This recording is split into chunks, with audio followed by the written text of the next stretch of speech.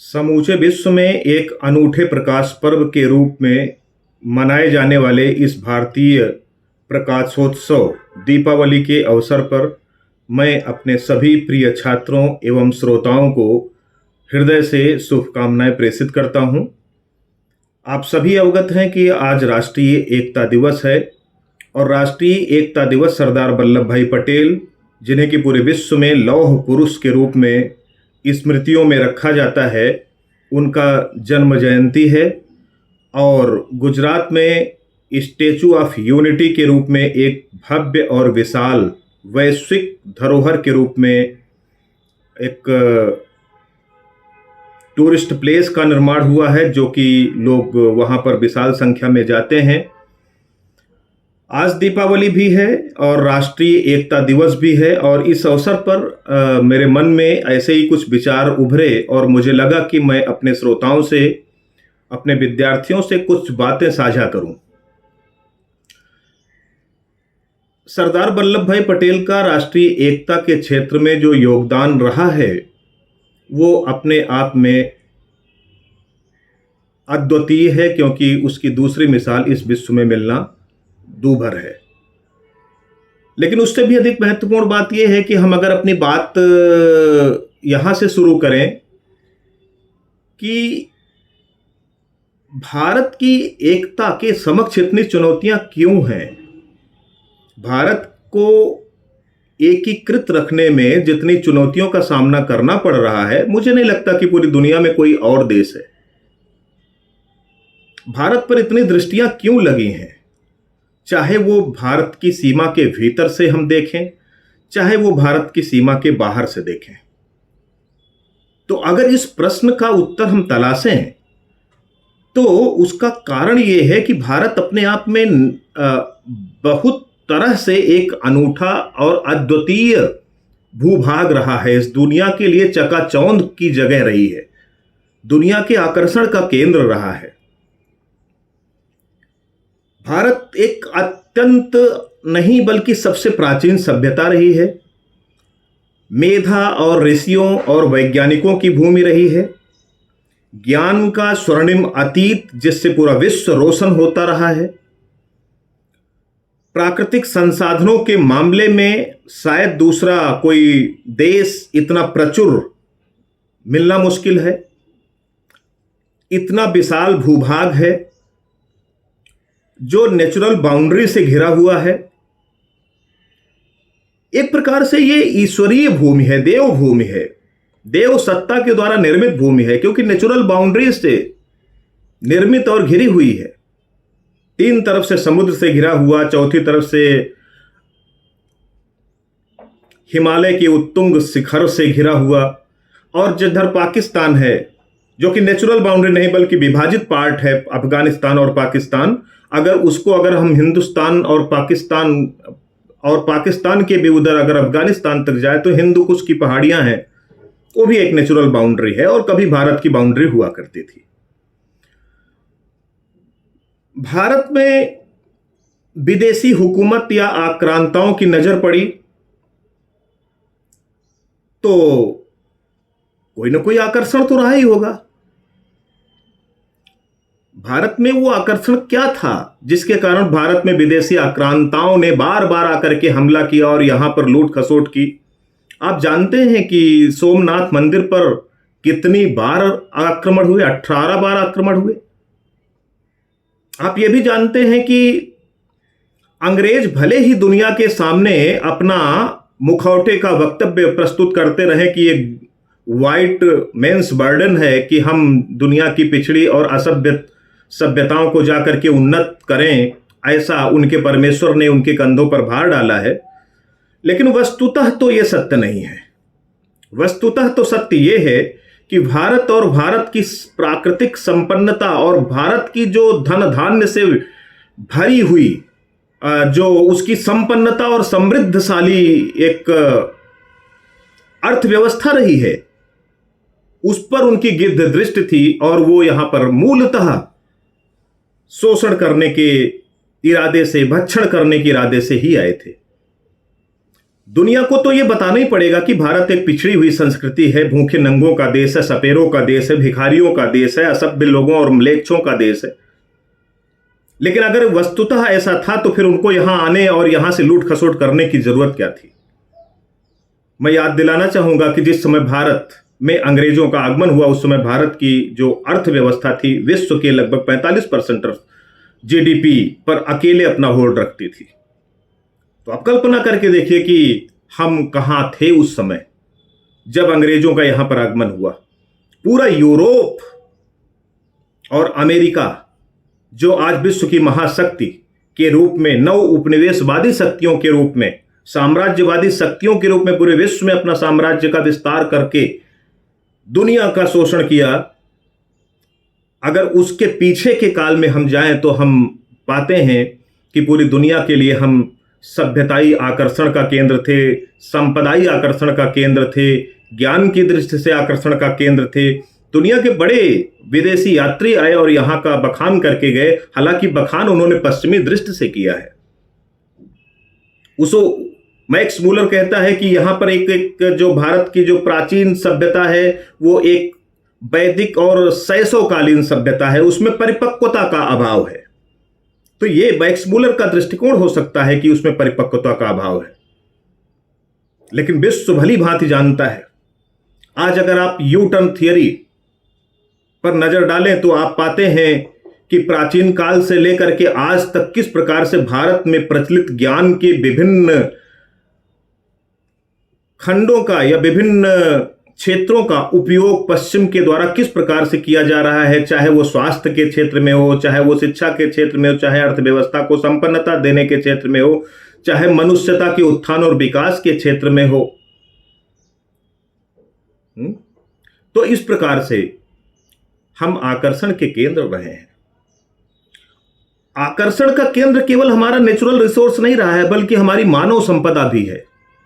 अगर मनुष्य को संसाधन कहा जाए, जिसमें कि भारत सरकार ने अभी सुधार करके उसे शिक्षा मंत्रालय का किया है, जिसे मानव संसाधन विकास मंत्रालय कहा जाता था, तो उस लिहाज से भी अगर हम देखें तो पूरे विश्व में हम यूनिक हैं, क्योंकि आज सबसे अधिक युवा जिस धरती पर बसते हैं वो भारत भूमि है। ये अलग बात है कि भारत का युवा सही ढंग से अपनी ऊर्जा का इस्तेमाल करने से वंचित है। वो अपने समय को जाया कर रहा है, अपनी ऊर्जा को निरर्थक अपव्यय कर रहा है, सही ढंग से अपने जीवन का इस्तेमाल नहीं कर रहा। उसके सामने जीवन की दृष्टि का अभाव है, जीवन के बोध का अभाव है। वो अपनी ऊर्जा का क्षय कर रहा है।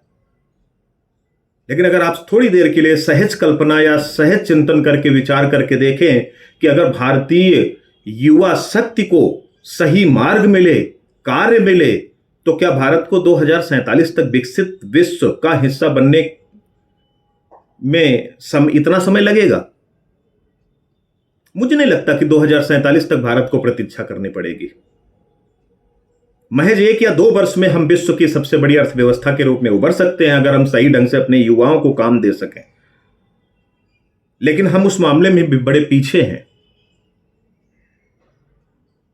गिद्ध दृष्टियां लगी हुई हैं। आज बांग्लादेश में जो संकट अभी आया है, परोक्ष रूप से यह माना जा रहा है पूरे विश्व के चिंतकों के द्वारा, विश्व में अनेक ऐसे महा विचारकों के द्वारा इस प्रकार से इस पर अपना वक्तव्य दिया जा रहा है कि दरअसल ये परोक्ष रूप से भारत और भारत की एकता और भारत की जो बढ़ती अर्थव्यवस्था है उस पर परोक्ष हमला था, जिसमें विश्व की कई महाशक्तियां शामिल हैं।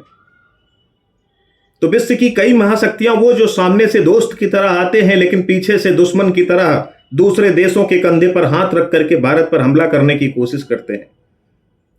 दरअसल विश्व का यही चरित्र है, विश्व में मनुष्यता का यही चरित्र है कि दिखो दोस्त की तरह लेकिन व्यवहार दुश्मन की तरह करो, कि दोस्त भी कहीं बहुत विकसित ना हो जाए, उन्नत ना हो जाए, पूरे विश्व पर हावी ना हो जाए, मुझको कहीं पीछे ना छोड़ दे।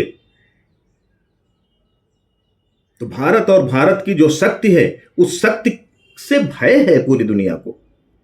पूरी दुनिया को कहीं ना कहीं यह महसूस होता, विश्व की महाशक्तियों को कहीं ना कहीं यह महसूस होता है कि कहीं भारत बहुत तेजी से आगे बढ़ करके सबको पीछे ना छोड़ दे। इसलिए नेगेटिव रोल में बड़ी बड़ी महाशक्तियां भारत के साथ भारत को पीछे खींचने में लगी हुई है। और इस बात के तथ्यात्मक प्रमाण हैं। ऐसा नहीं है, अभी पिछले 15 अगस्त को लाल किले की प्राचीर से प्रधानमंत्री नरेंद्र मोदी जी को यह क्यों कहना पड़ा कि हम युद्ध के नहीं बुद्ध के देश हैं और हमारी प्रगति पूरी दुनिया के लिए खतरा नहीं बल्कि शांति का प्रेरक और परिचायक साबित होगी। कहीं ना कहीं परोक्ष रूप से वो उन शक्तियों को जवाब दे रहे थे बांग्लादेश के घटनाक्रम के परिप्रेक्ष्य में कि आपको मुझसे घबराने की जरूरत नहीं है, अगर हम विकसित होंगे तो हमसे किसी को खतरा नहीं है। और हमारा अतीत और हमारी विरासत इस बात की गवाही है कि हमने कभी किसी पर हमला नहीं किया है, बल्कि अगर हम उन्नत रहे हैं, विकसित रहे हैं, तो भी हमने पूरी दुनिया की संस्कृतियों को सहकार दिया है, सहयोग दिया है। कभी किसी के साथ दुश्मन की तरह पेश नहीं आए हैं। हम केवल कहते नहीं हैं कि हम पूरी वसुधा को कुटुंब मानते हैं। सर्वे भवन्तु सुखिनः की हमारी जो संस्कृति है वो केवल श्लोक और शास्त्र तक सीमित नहीं है, बल्कि हमारे चरित्र का हिस्सा है। और यही बात उन्होंने जाकर के दुनिया के दूसरे देशों में, और खास करके अभी जो ब्रिक्स सम्मेलन हुआ तो वहां पर भी उन्होंने कहा कि हम बुद्ध के देश हैं। बुद्ध के देश का मतलब शांति के देश है, शांति प्रियता के देश है। आक्रामकता हमारी जीन्स का हिस्सा नहीं है। हम कभी आक्रामक नहीं रहे हैं, ना भविष्य में आक्रामक होंगे, और ना ही मुझसे किसी को घबराने की जरूरत है, ना हम विस्तारवादी नीति के हिमायती रहे हैं। तो इसलिए मुझको लेकर के इस आशंका से बाहर निकल आना चाहिए पूरे विश्व को। और आपने देखा कि ब्रिक्स सम्मेलन में किस प्रकार से भारत और चाइना के संबंधों की एक नए अध्याय की शुरुआत हुई और एक नए रास्ते पर दोनों के संबंधों का पलायन हुआ।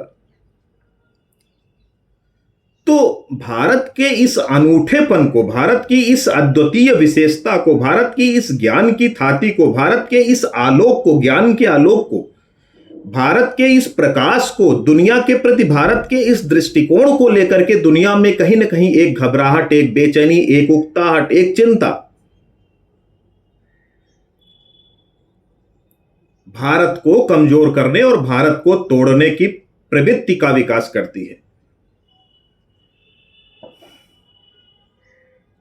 और हम इस पूरे घटनाक्रम की शुरुआत अगर सरदार वल्लभ भाई पटेल के उस प्रयास से करें, बल्कि उसके पीछे से भी करें, तो आप जानते हैं ना कि अंग्रेजों ने क्या किया। अंग्रेजों ने कितनी कुटिल नीतियों को अपना करके भारत में निवास करने वाले लोगों को आपस में लड़ा करके और अपनी सत्ता को निरापद करने की चालें चली। हिंदू और मुस्लिम को बांटने की कोशिश की, और बांटने की कोशिश नहीं की बल्कि उसी बांटने की कोशिश के तहत द्विराष्ट्र के सिद्धांत के रास्ते भारत दो टुकड़ों में बंट गया। मुस्लिम कम्युनिटी ने द्विराष्ट्र सिद्धांत का सहारा लेकर के कहा कि हम दो अलग संस्कृतियां हैं और हम एक साथ नहीं रह सकते, हमें अलग भूमि चाहिए मुस्लिमों के लिए, मुस्लिम कौम हिंदू के साथ नहीं रह सकती। और जिन्ना ने अलग भूमि की मांग करके पाकिस्तान की मांग पूरी ही करा ली, और उसी राष्ट्रीय एकता को कायम करने की भेंट इस देश के राष्ट्रपिता को चढ़ना पड़ा। आखिरकार राष्ट्रपिता महात्मा गांधी की हत्या राष्ट्रीय एकता को कायम करने के उद्देश्य के पीछे ही तो हुई। तो हमारे देश ने आजादी के शुरू से राष्ट्रीय एकता को लेकर के बलिदान देने शुरू कर दिए। सरदार वल्लभ भाई पटेल ने अपनी प्रतिभा के बल पर, अपने वाक चातुर्य के बल पर इस देश की 565 रियासतों को एक करने की कोशिश की, और उन्होंने साझा विरासत का हवाला देकर के राष्ट्रीय जो देसी रियासतें थीं उनको अपनी विरासत के लिए अपना समर्पण करने के लिए प्रेरित किया। और इस बात को उस देसी रियासतों के राजाओं ने समझा, और भारत और अखंड भारत और एक भारत और मजबूत भारत और श्रेष्ठ भारत के लिए अपनी देसी रियासतों को छोड़ा। हम जानते हैं कि उसके बाद भी भाषा के आधार पर राष्ट्र का पुनर्गठन, राज्यों का पुनर्गठन, इस देश के साथ कितनी साजिशें हुई है। यूरोप से आने वाली मिशनरियों ने दक्षिण भारतीयों को उत्तर भारतीयों से अलग कौम, अलग नस्ल, अलग जाति के रूप में उनको एक अलग विचारधारा, एक अलग नेपथ्य और एक अलग परिवेश देने की कोशिश की। और उन्होंने कहा कि आप द्रविड़ हैं और उत्तर भारतीय आर्य हैं और दोनों के बीच कोई साम्यता नहीं है। मैं यहां पर याद दिलाना चाहता हूं कि आपको रामधारी सिंह दिनकर की संस्कृति के 4 अध्याय नामक पुस्तक का अवगाहन करना चाहिए, उसका अवलोकन करना चाहिए। और वहां पर जाकर के आप देखेंगे तो आप पाएंगे कि द्रविड़ और आर्य जैसी विभाजनकारी संकल्पनाएं बिल्कुल निकट अतीत की उत्पत्तियां हैं। हम प्राचीन काल में इस प्रकार से भारत में रहने वाली आबादी के बीच किसी प्रकार का कोई विभेद और इस प्रकार का कोई विभाजन नहीं देखते हैं। चाहे आर्य हो चाहे द्रविड़ हो, आर्य और द्रविड़ जैसी कोई संकल्पना नहीं रही है।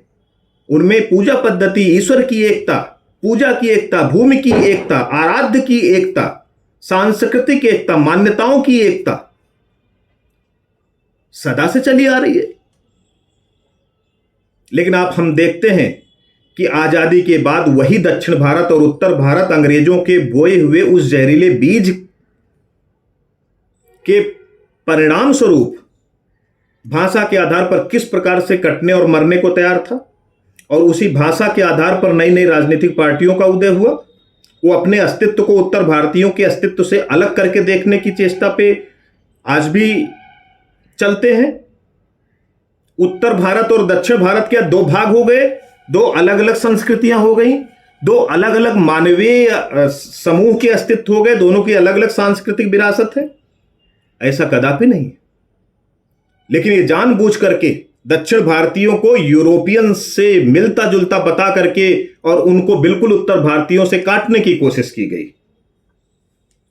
तो एक प्रकार से अंग्रेजों ने भारत को विभाजित करने की चेष्टा नहीं की, केवल हिंदू मुस्लिम में बांटने की कोशिश नहीं की।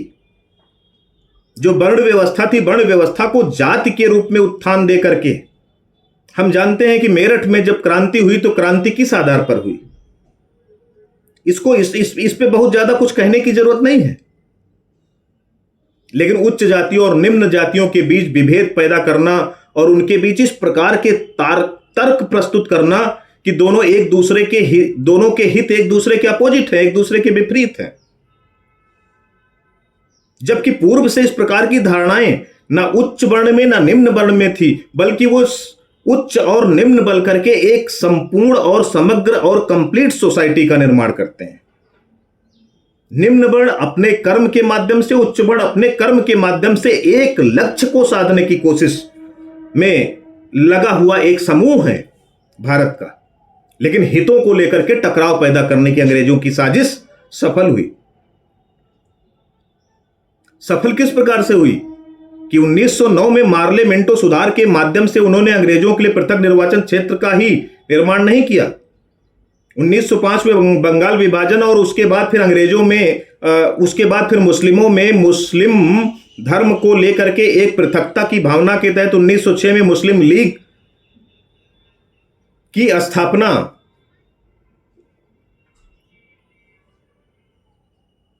और उसके पश्चात विभिन्न प्रकार के गांधी के नेतृत्व में चलने वाले आंदोलनों में मुस्लिम लीग की भूमिका का आप अवलोकन कर सकते हैं इतिहास में जाकर के कि किस प्रकार से भारत वैचारिक धरातल पर कहीं न कहीं, भले ही महात्मा गांधी ने खिलाफत आंदोलन में मुस्लिमों को साथ लेने की कोशिश की और अंग्रेजों के विरुद्ध मुस्लिमों का साथ दिया, लेकिन बावजूद इसके भारत में वो एकता, वो भावनात्मक एकरूपता, भावनात्मक अविच्छिन्नता पुनः कायम नहीं हो पाई।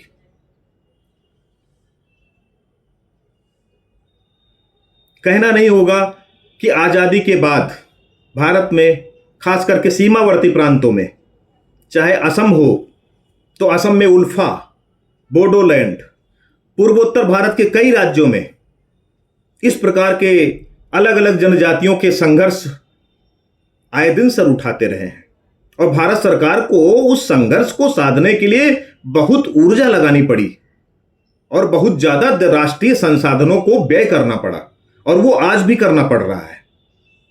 वहां पर आज भी पृथकतावादी आंदोलन को हवा देने के लिए तमाम शक्तियां सक्रिय हैं। इसी तरह से आप देखते हैं कि खालिस्तानी आंदोलन, भारत को तोड़ने की एक और बड़ी बृहद साजिश जो आज भी चल रही है, आज भी आजकल बड़ा चर्चा में है। कनाडा के साथ भारत के संबंधों को लेकर के आप सब अवगत हैं।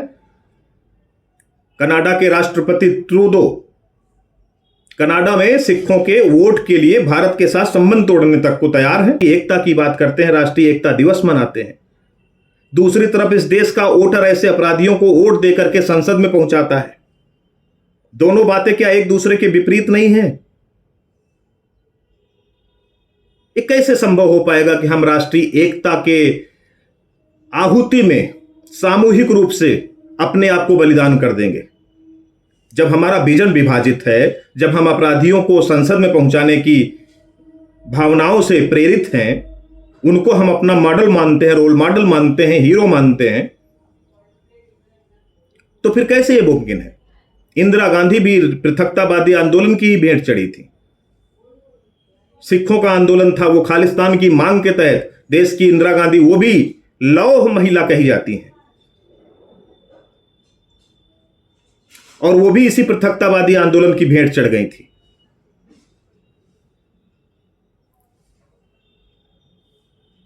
साहबानों का प्रकरण मैं केवल उल्लेख कर रहा हूं। इस देश की राजनीति ने देश के प्रति कितनी आस्था, सम्मान और एकता की भावना को पोषित करने के लिए काम किया है, इसलिए मैं याद दिलाना चाहता हूं कि आप देखिए साहबानों के प्रकरण में सुप्रीम कोर्ट के निर्णय को सरकारों ने किस प्रकार से पलटने की कोशिश की। तो सुप्रीम कोर्ट के निर्णय को पलट कर करके वो क्या हासिल करना चाह रहे थे? अगर देश का राजनेता अपने वोट बैंक को राष्ट्रीय एकता से ऊपर रख करके चलेगा, तो वो देश तो निश्चित रूप से संकट में है।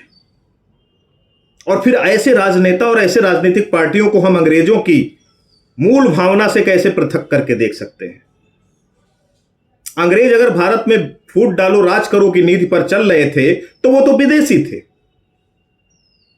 लेकिन ये तो हमारे देश के राजनेता हैं, हमारे देश के नेतृत्व करने वाले हैं। और नेतृत्व का मतलब जो देश का मार्गदर्शक है, जो देश का उन्नायक है, जिसके हाथ में देश का भाग्य और भविष्य है, जिसके देश में फ्यूचर है देश का, जिसके हाथ में देश का फ्यूचर है, वो अपने देश के प्रति कितना डिवोटेड है, कितना समर्पित है, देश की एकता को लेकर के कितना संवेदनशील है, ये चिंतन का विषय है। राजनीतिक पार्टियां करती चली आ रही हैं। तो विशेष रूप से 70 के दशक के बाद देश में राजनीतिक एकता या देश में जो देश की जो एकता और अखंडता जो देश की प्रस्तावना में, देश के संविधान की प्रस्तावना में, देश के मौलिक कर्तव्य में बहुत गंभीरता के साथ, संवेदनशीलता के साथ उल्लिखित है, उसके प्रति देश के राजनेताओं का जो दृष्टिकोण रहा है, देश के राजनेताओं का जो रवैया रहा है, वो बहुत ही निराशाजनक रहा है। इन्होंने देश की अस्मिता को लेकर के, देश की एकता को लेकर के, देश की अखंडता और गरिमा को लेकर के कभी भी बहुत जिम्मेदारी भरा व्यवहार नहीं किया। अपने वोट बैंक की राजनीति के लिए, अपने तुच्छ स्वार्थों के लिए, अपने संकीर्ण हितों की पुष्टि के लिए देश की जनता को जितने टुकड़े हो सकते उतने टुकड़ों में बांटने में भी परहेज नहीं करते। अगर आज देश के सामने राष्ट्रीय एकता के संदर्भ में अगर सबसे बड़ी चुनौती कहीं है, तो मैं नहीं समझता कि वो देश के राजनेताओं से ज्यादा किसी दूसरे के द्वारा पैदा की जा रही है। हां, और भी मोर्चे हैं, और भी मोर्चों से देश को चुनौती मिल रही है, लेकिन सबसे ज्यादा तो यह है कि हमारे देश में बैठे हुए राजनेता अगर हर कदम पर देश की इस कोने से उस कोने में चलते फिरते देश की जनता के मन मस्तिष्क में जहर घोलने का काम करेंगे, तो इससे बड़ा खतरा क्या हो सकता है? कोई राजनेता जिम्मेदारी भरा बयान ही नहीं देना जानता।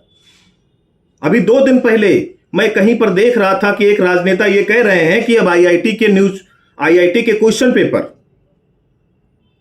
जिस वर्ग के द्वारा बनाए जाते हैं उसी वर्ग के लोग उसको पास करते हैं। अब जरूरत यह है कि उसे उस वर्ग से छीन करके दूसरे वर्ग को दे दिया जाए, तो फिर उस वर्ग के लोग पास होने लगेंगे, इस वर्ग के लोग फेल होने लगेंगे। ये किस लेवल का वर्गीकरण है? अभी एक राजनेता रेल की पटरियों पर चलते हुए, रेल की पटरी पर जो काम करते हैं उनको कह रहे थे कि आप रेलवे के दलित हो। वस्तुतः वो दलित नहीं हैं, वो रेलवे के नीचे क्लास के वर्कर्स हैं, लेकिन नीचे के क्लास के वर्कर को भी दलित दृष्टि से देख करके उनमें भी दलित की एक बीज और भावना को भरने की कोशिश। कितना बांटेंगे आप देश को? बांटने की आपकी इच्छा अतृप्त रह जाएगी और देश हजारों टुकड़ों में बंट जाएगा, और उसके बाद भी आपकी भूख शांत नहीं होगी। ये अंतहीन लिप्सा है, ठीक उसी प्रकार से जिस प्रकार से भौतिक वस्तुओं के प्रति आदमी की अंतहीन लिप्सा उसे कहीं का नहीं छोड़ती।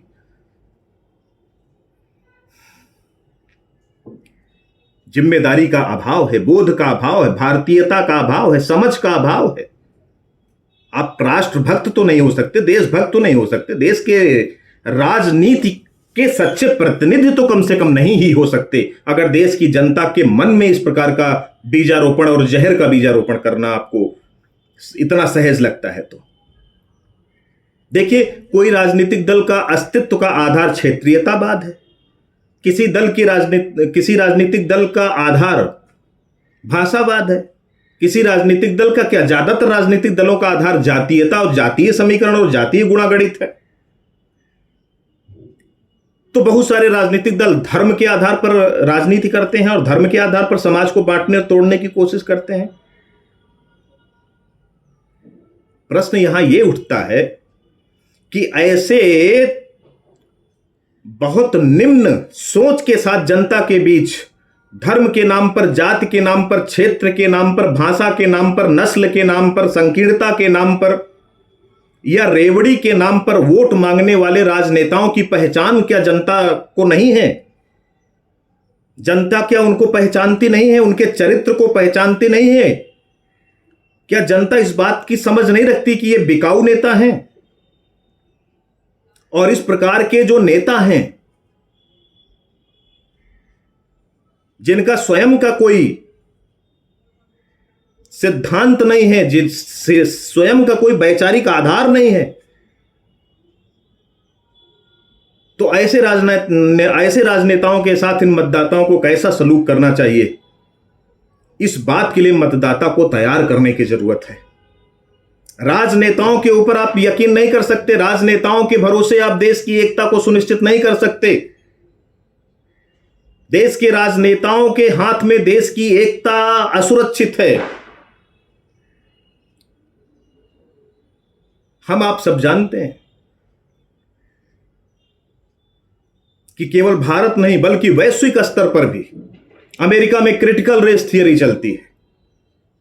गोरे और कालों का जो ऐतिहासिक अतीत है उसको लेकर के वहां पर एक द्वंद्व और संघर्ष, और पाठ्यक्रम में उनको जगह दी जाए कि ना दी जाए, नई पीढ़ी को क्रिटिकल रेस थियरी के माध्यम से गोरे और कालों के इतिहास से अवगत कराया जाए कि ना कराया जाए, ये चलता है। हार्वर्ड विश्वविद्यालय दुनिया का न केवल एक बहुत बड़ा विश्वविद्यालय है बल्कि शिक्षा के वैश्विक केंद्र का संप्रभु माना जाता है। संपन्नता के मामले में विश्व में शायद उसका मुकाबला दूसरा विश्वविद्यालय नहीं कर सकता। तो हार्वर्ड विश्वविद्यालय से एंटी इंडिया नैरेटिव्स जनरेट होते हैं, बनाए जाते हैं, और उसके बाद उनका प्रचार प्रसार किया जाता है और उसमें भारतीयों का उपयोग किया जाता है। भारत विखंडन नाम की पुस्तक जो राजीव मल्होत्रा के द्वारा प्रकाशित है, स्नेक्स इन द गंगा, जो राजीव मल्होत्रा के द्वारा बहुत बड़ी संख्या में फैक्चुअल रेफरेंसेस के साथ प्रकाशित है, उसको देखने और समझने की विद्यार्थियों को जरूरत है। देश के संवेदनशील नागरिकों को इस बात को देखने समझने की जरूरत है कि आपके ऊपर कितनी कुदृष्टियां लगी हैं, कितनी शिकारी दृष्टियां लगी हैं, आपको विभाजन करने का सपना कितने लोग देख रहे हैं।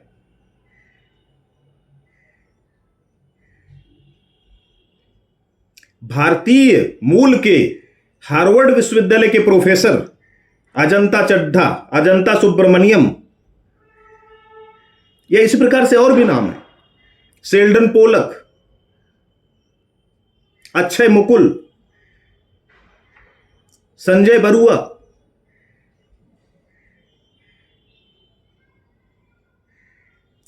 ऐसे बड़े नाम हैं जो भारत विरोधी अभियान वैश्विक स्तर पर चला रहे हैं, लिबरल और दलित मूवमेंट के नाम पर। भारत में दलित को अमेरिका के अश्वेत से तुलना करके और भारत के सवर्ण को अमेरिका के श्वेत से तुलना करके एक नए प्रकार का नैरेटिव, श्वेत मतलब रंग भेद का नैरेटिव पैदा करके और इन दोनों के बीच संघर्ष पैदा करने की कोशिश की जा रही है। भारतीय संविधान धर्मनिरपेक्षता की बात करता है। धर्मनिरपेक्षता भारतीय संविधान के मूलभूत ढांचे का हिस्सा है, लेकिन आए दिन आप ये देखते हैं कि धार्मिक रूपांतरण या धर्म परिवर्तन करते हुए कितने लोग देखे जाते हैं, कितने लोग पकड़े जाते हैं, कितने लोग इस प्रकार की साजिश का हिस्सा मिलते हैं। खास करके गरीब तबके में धार्मिक परिवर्तन की बड़ी कोशिशें आज भी चल रही हैं। ये किस एजेंडे के तहत हो रहा है?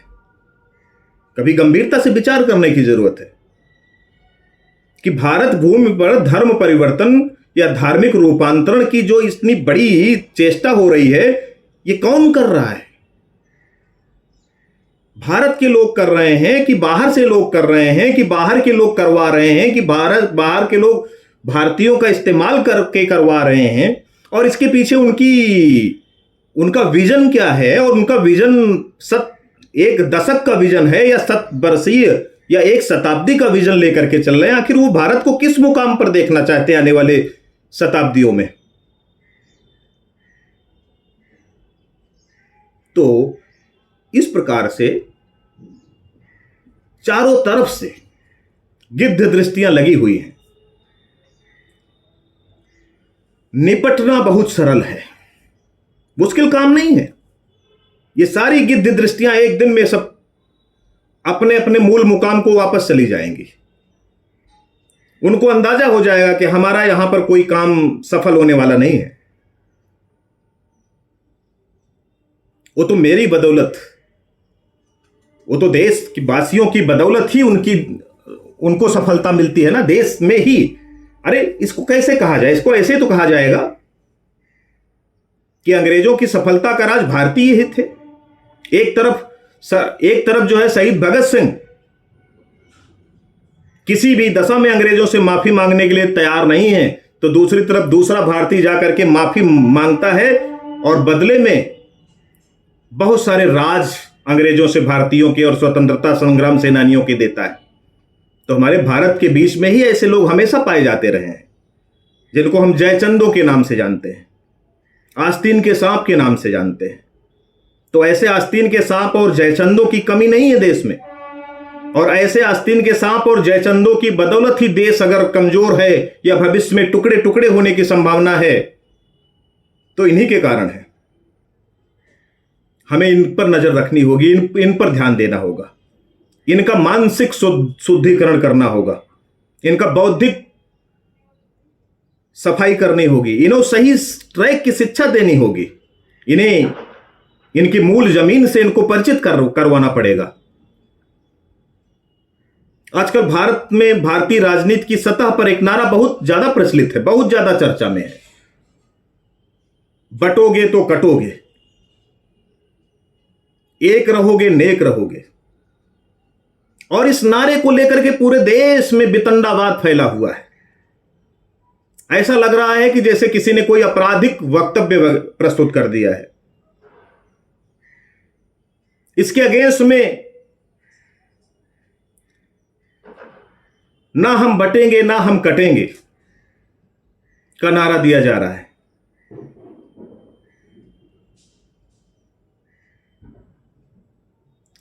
बड़े मन स्थिति के साथ इस नारे का आकलन करके देखने की जरूरत है। बटोगे तो कटोगे का आशय क्या है? बटोगे तो कटोगा का आशय यह है कि अगर हम पश्चिम की उपनिवेशवादी या नौ उपनिवेशवादी छवि के छलावे में आ जाएंगे तो हम कट जाएंगे तो फिर हमें बांटने से कोई नहीं रोक सकता। हम बट जाएंगे। इतनी गिद्ध दृष्टियां लगी हुई हैं हम पर। अगर उन गिद्ध दृष्टियों के छलावे में हम आ गए और हम बट गए तो इस देश को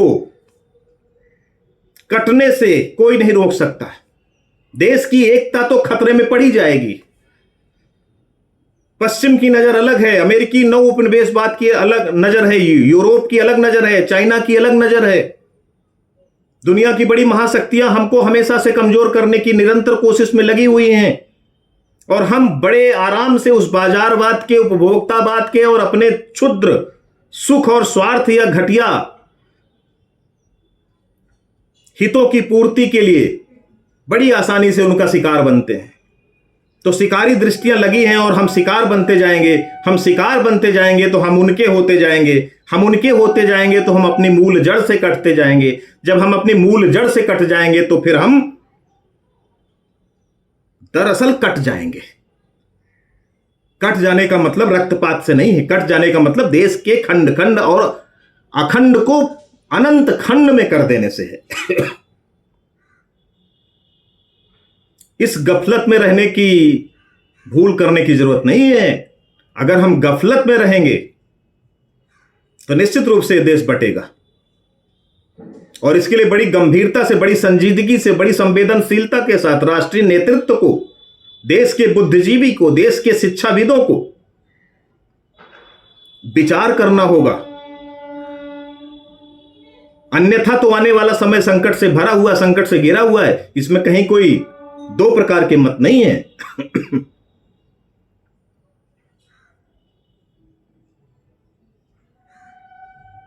संकट कहां है?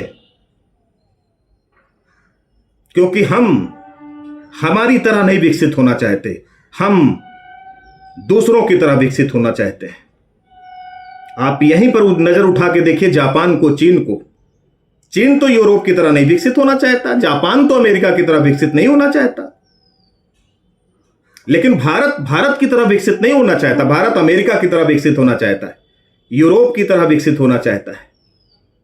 तो भारत जब यूरोपीयता की नकल करेगा, अमेरिका की नकल करेगा और अपनत्व से दूर होता जाएगा, अपने मूलभूत धारा से दूर होता जाएगा, अपने मूल सत्य से दूर होता जाएगा, आत्मविद्या से दूर होता जाएगा, व्यावसायिकता के पीछे भागने वाला हो जाएगा, परिधि पर जीवन यापन करने वाला हो जाएगा, केवल बाह्य जगत तक अपनी दृष्टियों को सीमित रखने वाला हो जाएगा, तो ना वो आत्म कल्याण कर पाएगा, ना समुदाय का कल्याण कर पाएगा। समुदाय का कल्याण और आत्म कल्याण के बीच एक सामंजस्य होता है और सामंजस्य से, अगर ये सामंजस्य टूट गया तो समाज टूटने में देर नहीं लगती है, राष्ट्र को टूटने में देर नहीं लगती है। इसी सामंजस्य के संकट का दौर चल रहा है इस समय।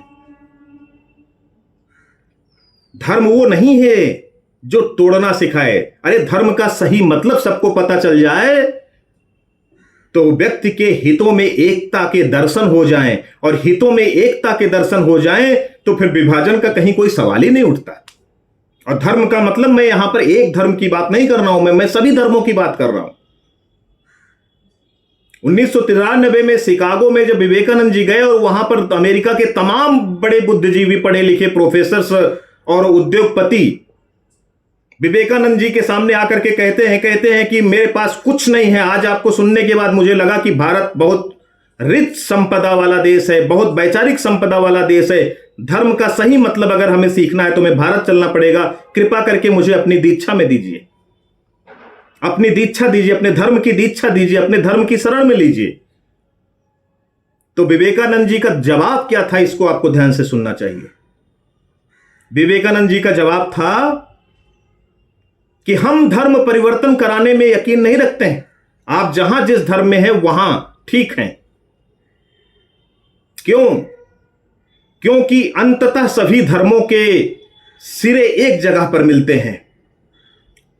जीवन का मूलभूत लक्ष्य किसी भी धर्म में आप हैं एक है, और अंत में सबका पड़ाव एक है, सबका लक्ष्य एक है, सबका गंतव्य एक है। जैसे धरती की सारी नदियां महासागर में जाकर के अपना अस्तित्व विलीन कर देती हैं और महासागर बन जाती हैं, वैसे ही हम सबका जीवन है।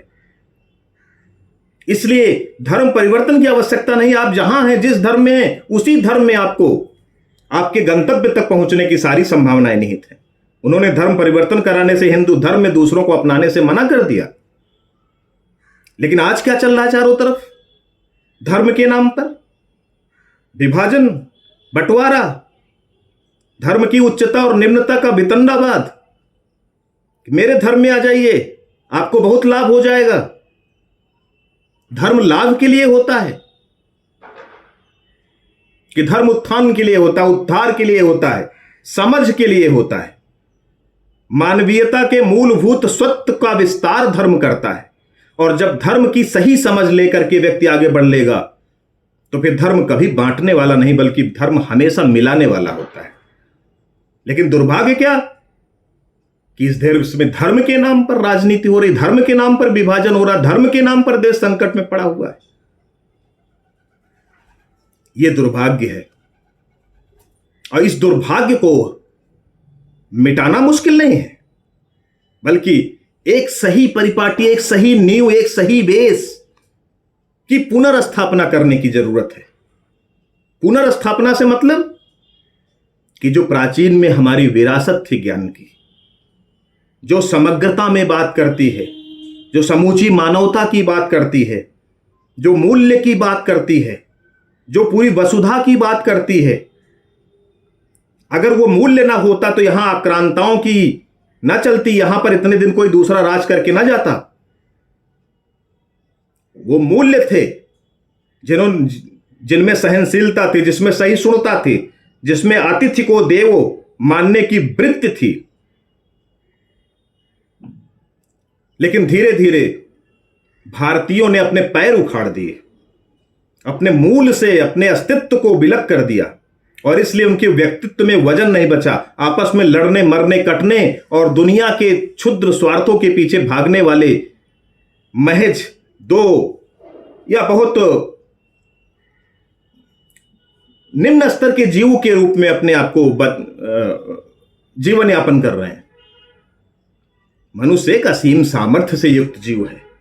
मनुष्यता के विस्तार की सीमा असीम है, और उस विस्तार का बीज आत्म जिज्ञासा से निकलता है, जिसकी चर्चा बार बार मेरे गुरुदेव के द्वारा की जाती है। और विवेकानंद जी ने भी कहा था कि भारत के संगीत का मूल स्वर आध्यात्म है। जिस दिन भारत आध्यात्म से दूर हो जाएगा, उस दिन भारत का सर्वनाश हो जाएगा। भारत के संगीत का मूल स्वर अध्यात्म है। अरविंद घोष भी आध्यात्मिक राष्ट्रवाद की बात करते हैं। कहते राष्ट्र के प्रति जो एकत्व का भाव है, उसके पीछे मूल शक्ति, मूल तंतु आध्यात्म का है। आध्यात्म है जो जोड़ के रखता है। और जब बात आध्यात्म की आती है तो मैं आपको याद दिलाना चाहता हूं कि राम का काल अभी का नहीं है। अरविंद घोष और विवेकानंद तो अभी के हैं, लेकिन जब श्री राम अयोध्या में लंका से अयोध्या के लिए निकलने वाले थे, तो राम से किसी ने कहा कि आखिरकार लंका का विजय कर लिया है, तो इसे क्या अयोध्या का हिस्सा नहीं बनाएंगे? तो राम ने क्या उत्तर दिया है कि जननी जन्मभूमिश्च स्वर्गादपि गरीयसी। जो जननी है, मेरी जन्मभूमि है, वो मेरे लिए स्वर्ग से बढ़ करके है, और इसलिए मैं यहां पर अपना प्रवास नहीं बनाऊंगा, यहां पर अपना निवास नहीं बनाऊंगा, और मैं किसी पर अपना आधिपत्य स्थापित करने के लिए नहीं आया। बाली को मार करके उन्होंने सुग्रीव को सिंहासन दिया, लेकिन साथ में वचन लिया कि आपके बाद इस सिंहासन पर बाली का पुत्र अंगद बैठेगा। रावण के बाद वहां पर विभीषण को राज सिंहासन दिया। कहीं पर विस्तार बात करने नहीं गए थे। वो सुख के पीछे भागने वाले नहीं हैं। राम आदर्श के पीछे भागने वाले हैं। राम मानवता के पीछे भागने वाले हैं। यह भारत की विरासत का ज्ञान है। राम त्रेता युग में राम कहते हैं कि जननी जन्मभूमिश्च, मेरी जननी मां है। इसीलिए भारत दुनिया में अकेला है जो भारत मां कहता है। मां का मतलब जिसके साथ ममत्व का रिश्ता है, जो मेरा भरण पोषण करती है, जो वसुधा भरण पोषण करती है, वो मां ही हो सकती है। ममत्व की भावना के साथ भरण पोषण करने की सामर्थ्य अगर किसी में है तो वो धरती में है, और अगर ममत्व है तो वो मां है। तो मां के नाते मेरा रिश्ता इस भूभाग के साथ है, ये मेरी जननी जन्मभूमि है। अगर इस प्रकार की शिक्षा बालकों में डाली जाए तो विभाजनकारी वृत्तियां अगर उनमें डाली जाएंगी तो उसके पहले उसके अंदर ये विचार उसे कहीं ना कहीं उसके चिंतन को उद्वेलित करेंगे, उसको कहीं ना कहीं विचार मग्न करने की मुद्रा में लेकर के जाएंगे। वो विचारशील होगा, सोचेगा कि क्या मुझे ऐसे घटिया और तुच्छ संकीर्ण हितों वाले लोगों के पक्ष में या उनका साथ देने के लिए खड़ा होना चाहिए, या अपनी जननी जन्मभूमि के साथ जाना चाहिए। और इस सबसे बड़ी बात यह है कि हमारा जो अतीत का ज्ञान है और ज्ञान की जो स्वर्णिम विरासत है, उस विरासत का जो निचोड़ है, वैदिक उपनिषद के जो उत्तरकांड की बात आती है, जिसको हम वेदांत भी कहते हैं, जिसका सार श्रीमद् भगवद गीता में भी आता है, जिसे दीनदयाल उपाध्याय ने एकात्म मानववाद के रूप में अलग ढंग से परिभाषित और प्रेरित करने की कोशिश की।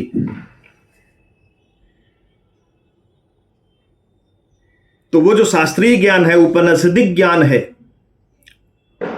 जो कर्म की और जीवन के मूलभूत लक्ष्य की व्याख्या करता है और मनुष्य को अपने उस लक्ष्य के प्रति समर्पित भाव से जीवन यापन करने की प्रेरणा देता है, अगर उस शिक्षा का बोध, उस सभ्यता का बोध, उस संस्कृति का बोध भारत के जन जन में किया जा सके, शिक्षा के माध्यम से, पाठ्यक्रम के माध्यम से, उसे महज एक तुच्छ जीविका पर आधारित जीव न बना करके उसे जीवन के एक बड़े लक्ष्य से जोड़ा जाए, तो मैं नहीं समझता कि कोई भी विभाजनकारी शक्ति यहां पर सफल हो पाएगी।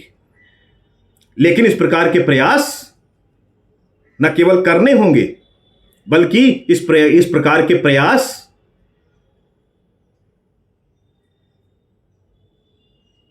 थोड़ा समय लेंगे, क्योंकि रातों रात होने वाला बदलाव नहीं है ये पीढ़ीगत बदलाव है। अब बिगड़ी हुई पीढ़ी, विश्व की चकाचौंध में आत्मविस्मृति का शिकार पीढ़ी, इसको हम रातों रात तो नहीं बदल सकते। इसे कोई जादू की छड़ी तो नहीं है कि हम इसे स्पर्श करा करके इसके मन और मस्तिष्क को बदल दें। इस नई पीढ़ी में इस बीजारोपण को अंकुरित करने की आवश्यकता है। इस नए शिक्षा और नए ज्ञान के आलोक से इनके जीन्स को, इनके रग रग को आवेष्टित करने की आवश्यकता है। और अगर हम और हमारे नीति नियंता इस बात को गंभीरता से लेकर के इस दिशा में कुछ सार्थक प्रयास कर सके, तो निश्चित रूप से भारत बदलेगा, और निश्चित रूप से भारत पर बुरी दृष्टि रखने वाली चेष्टाएं, दृष्टियां विफल होंगी। बस आज यही कहना था। धन्यवाद।